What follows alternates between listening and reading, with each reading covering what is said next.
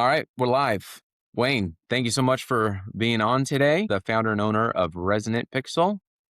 Thanks so much for hopping on.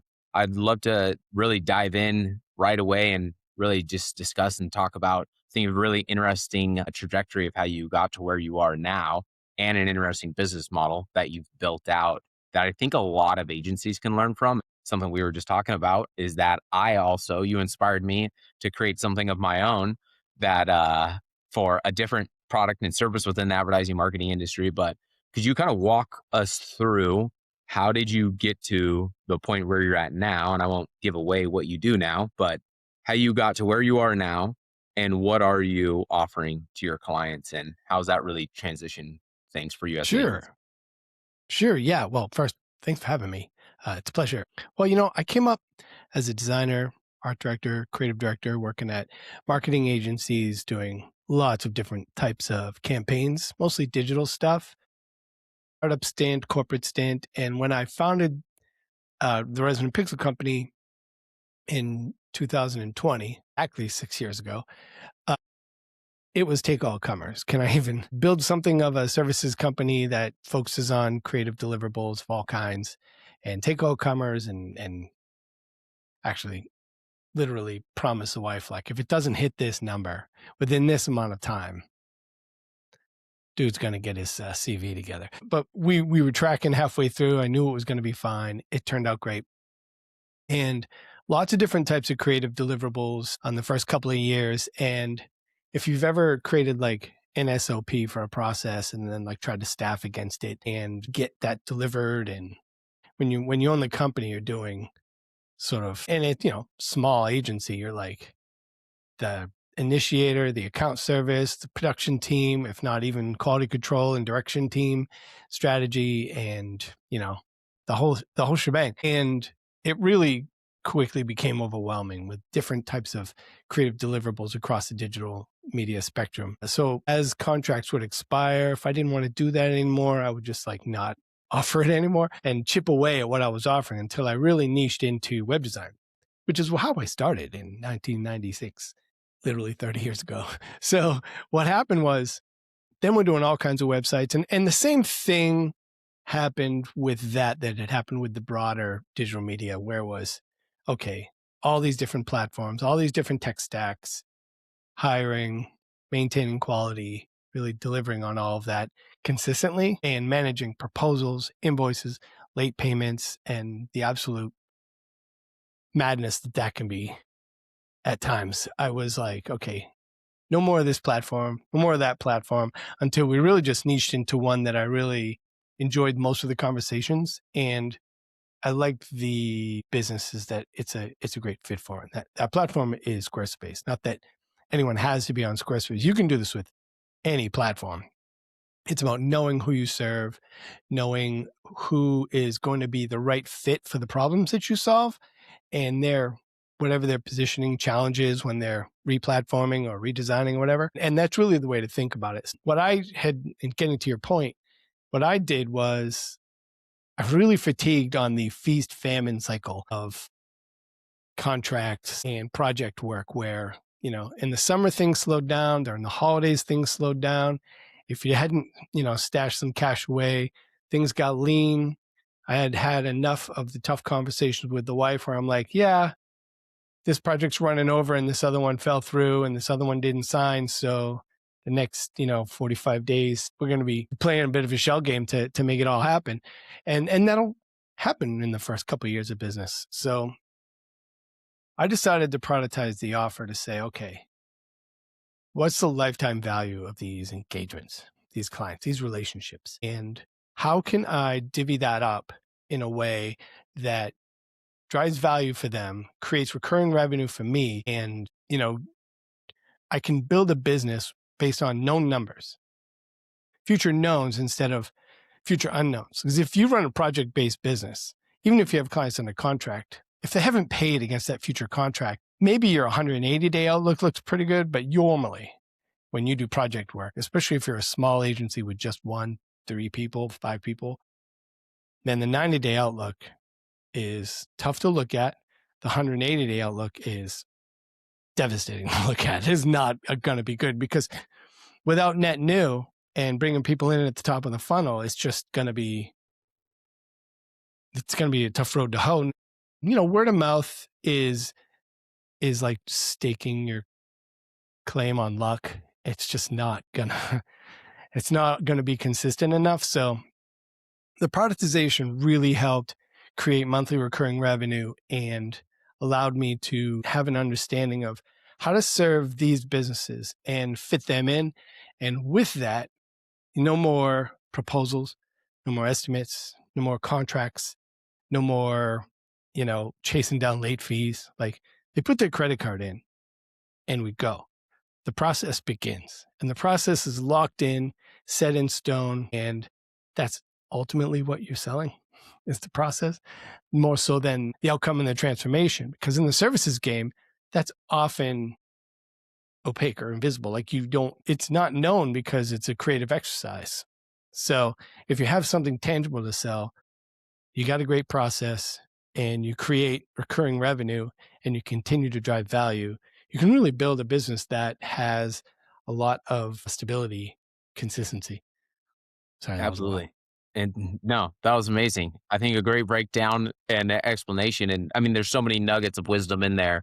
Is that especially for small, mid-size agencies to not deal with the feast or famine mode, or maybe I think there's a potential for having that opportunity of larger, bigger one-time projects, one-offs, and then also what you're creating, which is a productized subscription model, is it's almost like it reminds me of a software model. It's how oftentimes a lot of software sell. While they have infinite scalability, they can sell something, a widget for $10 or a platform for $10 a month or 30 or Mm-hmm. $50 a month. You're doing that same model, but for a service-based business, which I love because it creates predictability. And I think it really creates a win-win for your clients and you, because they don't have to deal with the heavy upfront cost, and you get the more long-term sustainable growth and consistency. So it really, from a financial standpoint, it works out as a win-win. Plus they get the all the same level of experience in the process and the system and the outcome, which is what they really care. Like, most clients don't care if you build on Squarespace or WordPress. They want the Well, they outcome. don't care. Like, what's the result they're getting? They need a functional site that serves their business. Yeah. At the end of the day, it's a lot like a membership where they're paying for access to the Yeah. expertise. Like, they ask me all kinds of questions all the time. And I get a lot of inquiries for, or requests to add content, change team members, put in forms. We do a lot of that. And then we do a lot of optimization at the front end for like technical SEO compliance and then ongoing AI visibility. And a lot of that stuff's built in, but it still requires manual effort to kind of maintain. And I like to recommend here's 3 to 5 things you should be adding to your website in the next 30 days. Are they going to write it? I don't know, but hopefully.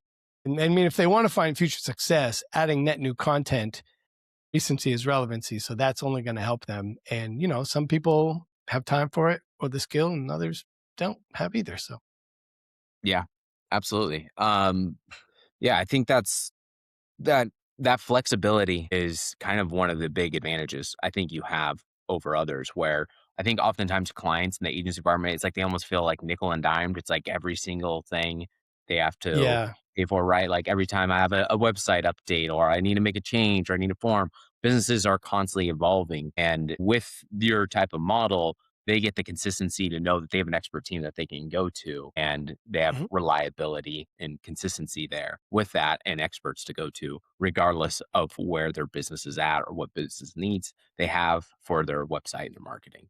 Yeah, it's common for clients of any kind to not reach out because they're unsure of the level of effort, how big the ask is, and they're unsure of what that's going to cost. So they're entering a negotiation Hmm.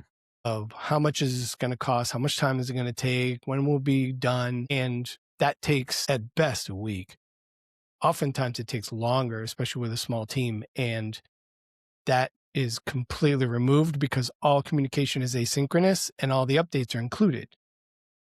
So they just email me, or they can put a card in their Trello board in their inbox that just says, I need this done. And then it usually gets done within a day, just gets done. We don't Yeah. have to Which, negotiate time or cost or anything like that. It's just built in. And the two questions listeners have, because I know the two questions I always get asked when I talk about my yeah, business model. what's the churn? The first one is, what if you get bombarded with requests, right? And the challenge there is that when you think about lifetime value of an engagement, you have to decouple time from the equation. It's not, I'm not going to say time doesn't matter. It's a soft cost. There's a difference between soft cost and hard cost. Time can matter, but it's really about updating your process based on the effects instead of thinking, because most service-based businesses, when you talk about recurring revenue, they go right to retainers. And they think, well, how many hours is this client going to be buying? The problem I've had with selling hours is that assumes that there's a shared understanding of how long something can or should take. And that level of effort may or may not be agreed upon. But at the end of the day, it's about who owns the strategic shift, the transformation, the outcome. So if the client owns that and they have a great idea of what they're going for, and they're just hiring you because something's only going to take so long and they're okay with your billable hours, then you're really just hands. You're not a strategic partner. You don't own the transformation and you're not pulling them through the transformation. You're being pulled toward the transformation. So when you think about decoupling time from the cost of putting your service together or costing your services, lifetime value, it looks like this. If someone is going to be hiring you to do something and it takes, say, a couple of years to get done, then they're going to hire somebody to do another one or a new one or make updates to it, right? They don't wake up one day 2 years from now and go, oh, I need to hire somebody for the thing. They start thinking about it months in advance. Months.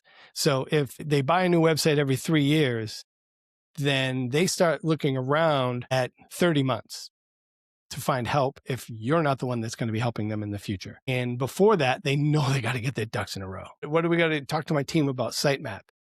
Talk to my team about the brand changes, talk to my team about the services changes. And maybe there's different stakeholders for each section of the website if it's a bigger company. So now they start circling the wagons for all that stuff 26, 25 months in advance.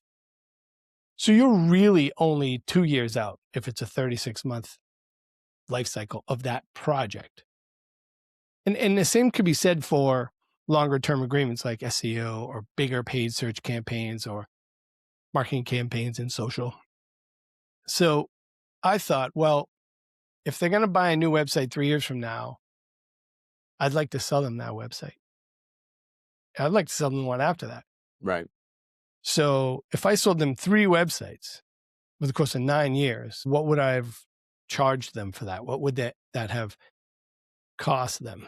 And then when do I need to get in front of the thought process that, oh, the website is starting to, go astray from what we do? It's becoming, because normally when you launch a website, there's this like, right after launch is like this degradation immediately. And then the delta gets bigger and bigger over what you do and what it says you do over time. So if I offer a free redesign at 18 months, then maybe they never have to hire another web designer ever. So do I sell 3 websites by waiting until they ask, or do I get in front of that? So I know what they're going to start thinking about a new website 25 months from now, 24 months from now, or at least how off their current one is. So what if it's never off? What if with unlimited updates and a free redesign in 18 months, it's always something that is helping their business grow and impacting their business in a positive way, and it never degrades? So the lifetime value of 3, and I need round numbers because I just don't math that well. So if you were to charge $10,000 for that website, then if you think, well, they're going to buy 3 websites from me over the course of 9 years, $30,000, you can divide that by the number of months and land on something of, what might traditionally be called a retainer, but really it's a subscription fee. Yeah, absolutely. I think the more and more I talk to agencies and brands, just the agency billable retainer model sounds broken. And I think what you just outlined and explained highlights why it's broken, is because of that transfer of time and resources and thinking about it in that way rather than being the strategic partner and being outcome driven and focused. Is Right. that if you have a long term, we're a partner together and we're gonna both be aligned on we're gonna give the best results and what you need in the moment in time and not, trying to trade hours for money and time and all Yeah. that traditionally like we would with building in retainer to how does that match up to how many hours we're going to commit to and all of that, which I think is mostly agency inflicted. That was an agency model that they created to try to justify how much team needs to be on. And then what a lot of agencies ended up doing was that they ended up just trying to undercut their staff as much as possible. So then they get junior staff that supports the team because they can pay that staff lower and still maintain a high billable hour and then have this labor arbitrage game that they continue to play. Yeah. And Yeah. the degradation of the quality got worse and worse over time. And that's why I think that agency model is really broken. Yeah. Somebody has to own the reduction of resources and time as it degrades over the course of, say, a month, if that's the window. So somebody has to own all that mental baggage over how much time's been used and how much do I have left. And it will oscillate between the client and the agency. And none of that is positive. None of Yeah. that feels great. Right. When you launched this, how did your initial clients that you got on board and set up on this? Did they get the model, the membership type model? Were they excited about it? Did it make sense to them? What do you remember from like when you first got it launched? Well, it really hasn't changed because the landscape hasn't changed. People are still scarred from previous Yeah, engagements with their web designer. sure. So that has not changed, unfortunately, I suppose, but fortunately for me. I think early on, when I first started learning how to explain it and talk about it, the first subscribers subscribed because they thought, oh, I don't have to pay some number of thousands of dollars out of pocket, like it was going to protect their cash flow, especially if they're a smaller business. And many of those businesses are still subscribers 3 years in today. So I've earned more from them from a revenue standpoint than I would have if I'd have just sold them one website. And the property hasn't really degraded, like constantly leveraged the service. Yeah, that's awesome. I think this so much aligns too with where things are going with the current technology landscape is that things are getting from an output standpoint easier and faster to execute for agencies because of new technology, website Mhm. capability, all of that. And I think that should give smart agencies the ability to say, we're going to do more for less, or we're going to be able to do 10 times more for the same. And I think in a way you're doing that where you're able to do that. And I think more agencies are going to go that way for a lot of different types of services, whether that's SEO or content or other type of marketing is that how do we be more strategic and smart? Like you created and built a system around Squarespace because you knew you could build a system of process around Squarespace and be able to execute those websites, you know how to build them out very efficiently. Right. And that's actually really motivated us to create something. I was telling you, you really inspired us to create a whole new tiered option It's where awesome. I've managed over $100 million in ad spend for clients across all different paid social to connected TV and audio and display in every channel. And I kind of split campaigns into like large enterprise and smaller campaigns. And we realized we could effectively do a similar model for ad management. Whereas anybody who's spending under $25,000 a month, we realize that the setup, the system, the process that we go through is very consistent. It's very same. And the way the ad platforms work now, where you can take advantage of a lot of like AI automations, things like that, you can Right. execute so much faster. So we now are offering a subscription membership style offer for ad management services. And that was all inspired by you. So thank you very much for our first conversation. Well, I hope it works out and feel free to ping me anytime if you have Yeah. questions. Yeah, we're moving into an interesting space in time because of LLMs, generative AI in general, I guess, are leveling the playing field where expertise, the knowledge of a topic itself is no longer a differentiator. And agencies have thrived for 50 years in gatekeeping that, Hmm. like not releasing source files, not releasing information about budgets, not releasing strategy information, especially for, say, paid and SEO. And now that that information is readily available to everyone in chat, what does that mean for service providers? I know there's a ton of anxiety out there around this, but it's it's a far cry from replacing access to judgment, taste. So AI is nowhere near being able to do that. You can set up an agent right now and it will go run and click on some things for you right now. Yep. But it's not going to be able to tell one click from another unless you build out all of the system for rules. And the problem with that, like if you've ever used Zapier, you know how fragile even a very simple rule can be. Think about exponentiality there. Like the number of things that you have to build and process in order to do even basic things is still so awesome that the idea of gatekeeping expertise and charging time for access to it or leveraging it is rapidly antiquating. Yeah. I think. Yeah. So that's why the subscription model, it's just fortuitous that I started doing this. And, the subscription model means that if they need access to judgment, decision-making, and taste, then they have that. Yeah, absolutely. Yeah, I think what brands and advertisers are not going to be able to like subjugate or get around is the strategy, which is what I think is another way for what you're saying Right. is that foundational brand positioning and strategy of what do we do for there's all these different marketing channels and tactics.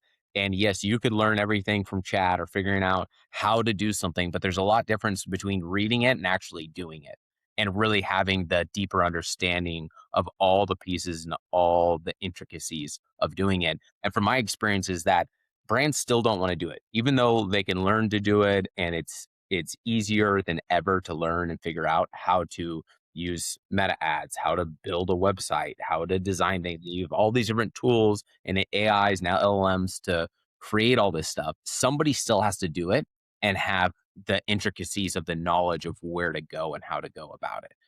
Yeah, Because we nobody's go less busy over because and of it. over. Yeah, it's still just another skill set you have to learn of how to figure all that out. Yeah, it's really just shifting the value of it. Yeah. Yeah. Right. I just think that what I see is that we can just do 10 times more now than we could 5 years ago. That's the big difference I see, especially, absolutely. I'm sure different, SEO and PR and brand strategy and creative and content and all those things all have their different intricacies of like how much time and effort it takes still to create things. But at least for us in the ad management services world, things have just gotten easier for us to do it, which I see as a huge opportunity now, where I think a lot of agencies are going to hold on to the like our in the paid world, that traditional agency world or website building or SEO is retainer and doing that type model and hourly rates. In the media world, it was 15% of the media spend. I think that is going away rapidly for most brands and advertisers, and that's what I'm betting on is that I think that's going away, and that's why we're offering a subscription model, membership type model, because I think that's an antiquated old model that was from the 50s and 60s and 70s that's just carried through, but doesn't factor into where today's automations and capabilities are from all the different ad platforms. Yeah. Yeah. They were just recouping the cost of their time. Yeah. And trying to, leverage that out, like flatten it out over the course of a retainer contract, because setting up a media campaign, building a website just requires a ton of time up front. And I'm not doing that differently per se, but I'm doing it based on a different fee schedule because lifetime value is different than project value. Yeah. Very different. So cool. Well, good luck, man. I hope that rocks out for you, and you're going to learn a lot. And being proactive and being on top of the communications, like status, letting them know things they should be taking advantage of. Google launches new features or something, or Facebook launches new features. You got to let them know, hey, you should be taking advantage of this. It's not a passive services game. It's an active services game. So if you're not prepared for that, then the subscription or the productized model can be pretty overwhelming. It's going to be hard for you to continue to illustrate value. Yeah, absolutely. I think, well, that's where I think a lot of agencies forget is that we are in the service-based business. Like we are called to serve our clients, and it's a service first model. Like we do have a marketing execution that we do, but fundamentally it's a service that we're offering to clients. And so service leads with customer service and support, hearing clients, understanding where they're at and their needs, and being a couple steps ahead of them with what they actually need and leading them down the right road. Right, right. That's what I think real good client service is all about. And it's the same whether you're building websites or you're doing SEO or PR or paid media. It's all the same for servicing, brands and advertisers and helping them achieve their business objectives. Yeah, I I think agree with that. that's the other big difference is like how more do agencies align with business outcomes and objectives rather than just internal advertising marketing objectives. Right. Do you have any of those conversations with your clients? Yeah, traditionally, the services, digital services game, marketing, advertising, the whole game was like we mentioned earlier, gatekeeping expertise by selling time. Even if they're doing quote unquote value based pricing, they're still measuring time behind the scenes. I promise you.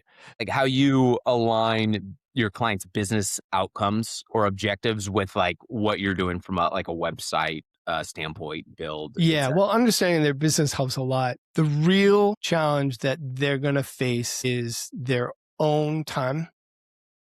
So a lot of people will be like, well, what if somebody leaves right away and you've invested all this time? Or what if, which doesn't happen. Hiring you was a Herculean effort. They don't want to go through that again. If they told somebody else about it, they don't want to fire you right away because then they have to eat crow. They did a bad job. So neither of those things are going to happen. When when you get into these engagements, it's important to understand their business. So that I have like a questionnaire. Nobody fills it out. I just get it done in a kickoff call where I ask them the questions where it's like, hey, do you really understand your target audience, your target market? And I will question their offers. Sure. Like I Yeah. will absolutely say, are you sure you're not inverting this funnel? Because if you want massive consulting projects, that's a long sale. Yep. I don't know if you've read the book Long Sale. Go read it and then come back. And when you're done crying, you invert it so that you're selling micro things and you're building an audience. Because if you're in the digital marketing game, you're actually in the email business. Hmm. And if your funnel isn't a triangle with the small side on the top, then you're going to struggle to fill that with valuable people. And then you can expand into offering all kinds of things like training, consulting, and all these things. So oftentimes I ask them about their offer and their target market. Give me your positioning statement. If I understand whom it is you're going to serve, then we're going to be able to influence the copy. We're going to be able to influence the creative and make sure that we're resonating with the right market. But a lot of people can be flaky about their offer, especially if they're a consultant. Like they're almost always happy to talk themselves down, like if they just need the work. And that's a tough position. And the thing about getting into the content business and being a creator is that nobody talks you down on digital product. It's just like nobody talks me down on my price. It's not negotiable. The terms are not negotiable. The price is not negotiable. It is what it is. If you're on the call with me right now, on discovery call, then I'm assuming you're a pretty good fit. And if you're not, we're going to handle that on this call and we may not finish it. Yeah, absolutely. Yeah, I think that's why the way you set it up with your model is that fits right in line with like it's not a negotiable thing. Whereas project work and SOW sheet can be nitpicked apart and be compared to somebody else, right? Right. But you're playing a different game than how most other agencies are going out of offering, building out websites and other things like that. So it's not comparable. That's why I think you flipped the model to where it can't be compared to another standard agency. Well, like I mentioned selling the process, and I know we're coming up on time here, but I want to mention this. Have a process, right? You should have 9 steps, 3 in each of the 3 phases. Each phase should have a name. The process should have a name. Brand it. Sell the process. Don't sell some imaginary outcome Yeah. that they may or may not achieve. Sell the transformation. Associate the transformation with having gone through the process. The process is the hero here. That's Right. what they're buying. And then what you'll find is that it's easier to articulate and make them feel comfortable about achieving the outcome, the transformation, because you've illustrated out exactly what steps you're going to take to get them there. And that gives people confidence because the outcome is invisible. Yep, absolutely. That makes a lot of sense. And two, you oftentimes like it's hard to commit to an outcome that you don't know because a lot of things are out of your control. A lot of things have to do with the business in itself. One thing I did want to ask you though, going back to kind of like that, we don't not necessarily trying to like match up like time to hours and commitment and all that, but how have you managed to maintain the appropriate amount of like to handle the amount of contracts or accounts that you have within your membership? Well, technically, after so many subscribers, I can afford another team member because all those numbers are known. But Hmm. it's a really lean team. I have a designer who helps me. She does a ton of maintenance, a ton of like early design and build outs, and a developer who helps me very occasionally with more advanced stuff. And at this point, I've bought so many third party sort of code plugins and I've done so much custom coding myself that I've got these packages of things that achieve specific outcomes Nice. that I can kind of lean into. But for me, I've been pretty fortunate in that, my core help has been around now for 4 years and been part of this. So she's done great work and very valuable. But I I want to bring in someone to do project management and really keep the trains running on time. Yep. And I've been looking at that and sizing it up. I think that's my next hire, but because I'm doing the bulk of that Sure. and I'd love to free myself of that. Yeah, yeah, absolutely. Right Yeah. on. Well, yeah, last question is just if you give your younger self one piece of advice, what would that advice be? Like younger self working at You're like agency going stuff. into the agency, starting out. Yeah, what would your advice been to your younger self starting out? Well, if you're young and you're just getting started out in marketing and advertising and you're working at a marketing or advertising firm of some kind, go to lunch with your peers. Nobody's going to remember the outcomes of the projects that you're working on. Nobody's going to remember the numbers. Nobody's going to remember any of that. All they're going to remember is what it was like to work with you. And they're all going to be director of this, VP of that, CEO of something 20 years from now. And that network, a lot of fruit shakes out of that tree. Yep, absolutely. So The get to network is a net know and worth. care about the people around you. Then awesome. Wayne, just share, how could people work with you, connect with you, anything you want to share? But you can certainly ping me at resonantpixel.co. There's a button on there. You can just book a discovery call right on my schedule, right on my calendar. I give the world access to my calendar. Go for it. LinkedIn, always great. You can search for my name, Wayne Pelletier, on LinkedIn, and I'll come right up. And I'm pretty responsive in there too. And YouTube, I'm super responsive on YouTube. I've been having a blast making YouTube videos for the past year, and it's been super valuable to my business. So that train isn't stopping anytime. Awesome. Right on. So Thank you so much, Wayne. Appreciate I it. appreciate you. Thank you.